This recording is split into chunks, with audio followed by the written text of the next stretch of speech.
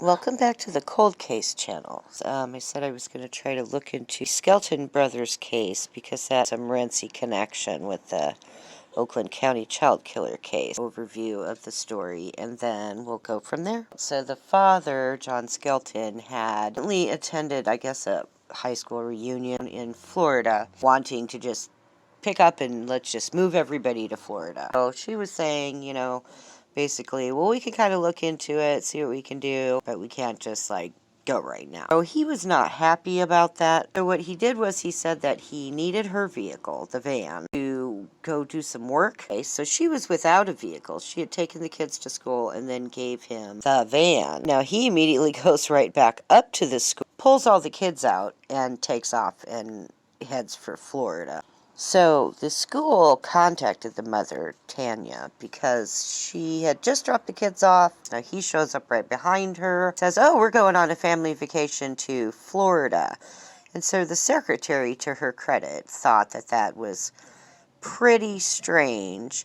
Why'd she even bring the kids in the first place if they're just going to leave in a half hour or whatever.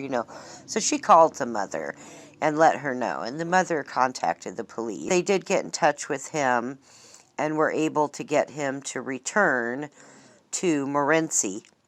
And so she just made the excuse, yeah, you can't do this without their birth certificates, blah, blah, blah. So let's go get those things together. So while this is going on, she got wind that the only way she was going to be able to get the children returned was to file divorce and file for custody. And so at the time this all started, there was not a divorce proceeding. This is something that he caused and created with his own devious behavior. So she sends her daughters as her proxies, somehow just by random chance out of all the attorneys in the area, and I think it said there were like 200. They picked the same attorney he picked. So once they got the papers in hand, and that attorney's office was officially representing Tanya, it was a conflict of interest. And so they called him to cancel his appointment, and in the course of that, they told him. And so he was absolutely livid, grabbed two of the kids. He wasn't able to get all three, hopped in the vehicle, and just sped off. The police had to try to apprehend him again. So apparently he had made it all the way to Florida. The next morning, it was Tanya's birthday, so he let the two boys that he did have call her on the phone. And she was able to get some information about their whereabouts from the kids. Mother ended up having to actually go to Florida and file a custody proceeding there. And he was instructed to, immediately return the children, whatever she was allowing him to see the kids. But he was constantly hammering her about, hey, can we have dinner together? Let's try to reconcile, blah, blah, blah. Where later he's going to claim that he was so concerned about the kids. His focus seemed to be her, wasn't having it. And so he was, not happy. Anyway, and I'm just going to kind of jump ahead here to the second time now. Around Thanksgiving, one of the kids, I think it was Andrew's birthday, was around that time as well. And it looks like the kids' birthdays are all about 2 weeks from each other. And then they were supposed to spend Thanksgiving with him, and then he was supposed to return them on Friday. Thursday night, according to him, they had dinner, fried chicken, watched a karate movie, ate cake, and then went to bed. Well, and they were doing some Google searches, supposedly, during this time as well. But then at 10 p.m., these strangers came and picked the kids up. Now, this, right off the bat, sounds weird, because 10 p.m. is not that late. So why would you even put the children to bed if someone's going to come and pick them up at 10 o'clock. So that seemed odd. And then if you look at, eat dinner around 6, you get done at 8, movie lasts till 10, then you're on the computer. It just doesn't really seem to jive. I mean, you could argue that. You could try to squeeze it in. Maybe the movie's an hour and a half. I don't know. Just a lot of suspicion there. And I'm going to kind of go into a little more detail about this movie thing too as we get into it, but I'm just giving you the background now. So he says that this woman named Joanne Taylor and her husband Pastor Mark came in a van and picked the children up. But now later stories there's going to be 3 people. And it just gets real tricky, but we'll get it down. So the next thing that occurs in kind of what we know for sure, he ends up at a hospital in Ohio, saying that he tried to commit suicide with a shoestring.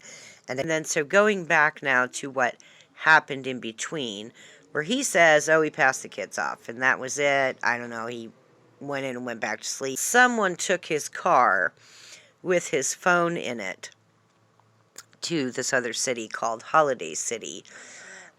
He had connections to Holiday City, and to my knowledge, there's no mention of him having a roommate in the first place. Cell phone tower pings on the phone in the middle of the night, like I think they said between 4 a.m., 4:30, somewhere in there, and 6:30. He claims it wasn't him. And so at some point the next day, when he hasn't returned the children, she figures out that, they're gone and contacts the police. And then it just really gets weird with all the stories and excuses that he's making.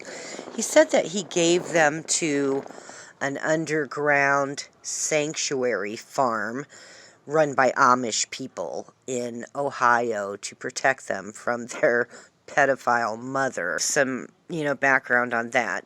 Apparently, Tanya, at some point, like 10, 12 years prior to this, had a, kind of an illicit incident with a teenage boy, which John was aware of from the very beginning. So he's trying to paint her as this pedophile mother who's messing with the kids, and he needs to get them underground to protect them from, her molestation.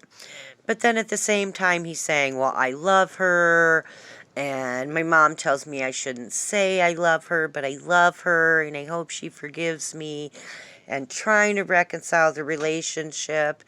And so the sense that I got is that he kind of chose her because he knew that he had, a tool that he could use against her to manipulate her, to blackmail her, to make her look bad, if he ever needed to later. And so, again, he's very devious. And, maybe that's just my opinion, but it seems all too convenient that he immediately pounces on this when, like I said, at the time he first tried to take the kids, there wasn't a divorce going on. And so he created all this in his mind, because he wasn't going around saying, oh, she's hurting the kids, I got to take them to Florida. Or, oh, she's hurting the kids, I don't want to give them back after Thanksgiving. Like, none of that was there until after the kids were missing. He says that he doesn't know really who these people are, that he gave the children to, where they took them, anything like that. And there's all these crazy stories. So he says that he met this woman at a truck stop when her car broke down, and that they had been communicating online, and that this agency she supposedly belonged to left a packet of information and a burner phone in his mailbox, and he received those instructions and then burned the papers and destroyed the burner phone. So here again, and I put up some pictures, we're talking about Amish people. Have you seen their cars? It's a horse and buggy. So if you're helping them with their broke down car, you're a veterinarian. They don't have cars. They don't have any modern technology. So computers, no. Cell phones, no. I mean, the whole thing to me just sounds insane. Why there's even a question that he might be telling the truth in the first place. I mean, I know it's got to be investigated, but the whole thing of Amish people is that they're removed from society and they don't participate in these things. But in his story that he made up in his head, they've got cars and phones and computers, and, they're really savvy. So contrived. anyway, that he can't even possibly be taken seriously at that point. So he says that he gave the kids to them, and now he has no idea where the kids are. So he's taken from the hospital immediately to jail, and the investigators go in and start searching the house, and it's destroyed. I mean, there was such an intense fit of rage that seems to have taken place in this home. If there were kids there, yikes. All the appliance cords were cut. All the furniture was knocked over, smashed, broken. Everything glass in the house was broken. All the dishes. Like, there was not one item left intact in that house. It was all destroyed. Tanya mentions that she thinks these are all items connected to her. And that may be the case, but what I see is that it's every item. And it's not necessarily about her, it's about him. He was so over the top angry. I mean, you'd have to be. This is not, just a little revenge thing like some strange people do. Oh, I'm going to tear up your clothes, or I'm going to tear up your pictures, or I'm going to pawn your jewelry. This was everything in the house. It just really begins to show you inside of this guy's brain. I don't know. Anyway, to me, he's not sane. As I'm watching the videos and kind of his demeanor in the courtroom, I just can't help but notice that it's like you're looking at Charles Manson. Really just gives off that super creepy vibe, and looking at his eyes and the different pictures, and I'll include some of those. I mean, that's not science. Gives me the creeps just looking at the guy. I don't know. Anyway, to just kind of go back now and start filling in. So the morning after he supposedly hands the kids over, before he goes to the hospital, he shows up at a relative's house. Now, one source that I read, it said that he had the kids' coats and toothbrushes and said, here, relative of mine, you take them. The kids aren't going to be needing them anymore. Just weird. Why don't they need their coats and toothbrushes? And then another source says that he went, I don't know if it's the same relative's house, and gave them his clothes and said that, he's not really going to be around anymore. He's not going to be needing them. And so I don't know if one or both of these is, the actual fact that occurred. Odd behavior, because kids need coats, they need to brush their teeth, and he has to wear clothing. And so then he starts posting on Facebook, I love my wife, may God and Tanya forgive me. But she's supposedly been hurting his kids, it's just weird. He's constantly just trying to use them to get at her, and you can really see that throughout. Prior to the divorce filing, he was never really very active in the kids' lives in terms of like going to soccer games or anything like that. But all of a sudden, when he starts thinking that she's pulling away from him, now he wants to be everywhere all the time, up in her face, just clinging to the kids at every opportunity possible. And it's just not indicative of his character. And so, again, you start to see this isn't about the kids. It's about him not getting what he wants and having his way. And he's manipulating and deceiving and controlling the situation. And so they end up in court, and the judge is like, hey, where are the kids? And he's just really tight-lipped, kind of tap dancing around the subject. Well, I don't know where they are. I don't want to tell you the name of the organization that has them. There's no way that I could be able to give the kids back. And I'd just rather not say, as if, he's in control of the situation, and John gets to decide if he wants to answer the questions. And so, of course, he's found in contempt, and he's put into jail. And then the stories continue on.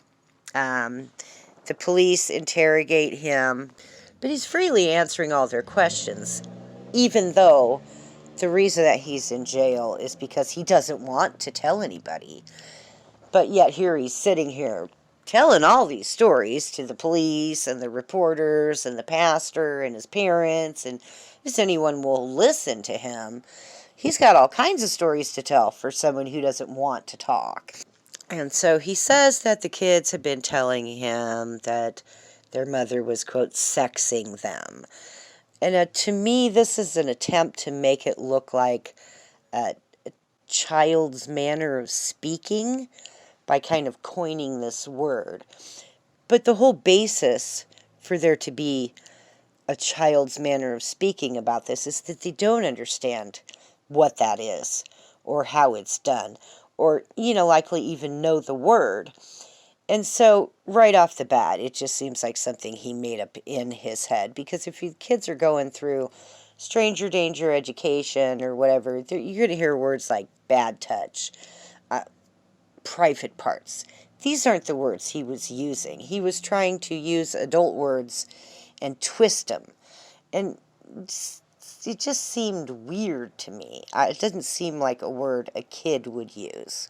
And then another odd thing that I think is way over the kids' head is they found these computer searches on Google from the night the children supposedly were given to the Amish and before they seemed to have disappeared from their house. And he says that they watched a karate movie. And so these Google searches are like how to break someone's neck and can you kill someone with rat poisoning. And he said he did these searches because the kids were asking him if these things were real because they saw them in the karate movie. Now, my first thought is that if it's a karate movie, they're killing people with karate. They're not hanging them, causing their neck to break, feeding them rat poison, And for the kids to be questioning it also seems odd because, the whole thing about not letting kids watch movies like this is because they think that they're real. So to think that these kids are the ones who are saying, can you really die from your neck breaking from getting hung? Can you really die from eating rat poisoning? We don't believe that the movie's true. The kids are 5, 7, and 9. And so, as a parent, that to me seems odd. Not saying it's impossible movie.